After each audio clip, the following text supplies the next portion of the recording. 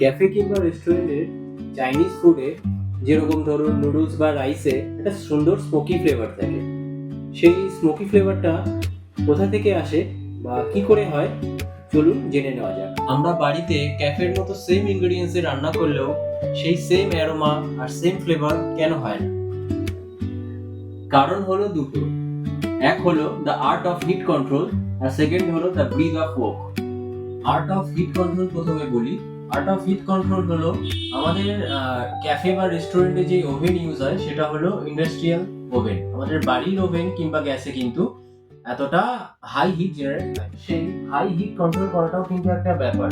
একটু এদিক ওদিক হলে সমস্ত প্রিপারেশনটা পুড়ে যাওয়ার সম্ভাবনা থাকে। এবার আসা যাক দ্বিতীয় পয়েন্টে, সেটা হলো দ্য ব্রিথ অফ ওক। আমরা যখন হাই হিটে টস করছি তখন অয়েল ব্রেকডাউন হয় এবং সবজিগুলো ক্যারামেলাইজ হয়। এই অয়েল ব্রেকডাউন, ক্যারামেলাইজেশন এবং হাই হিটে টস, এই সবগুলো মিলিতভাবে তৈরি করে রেস্টুরেন্ট স্টাইল চাইনিজ ফুড।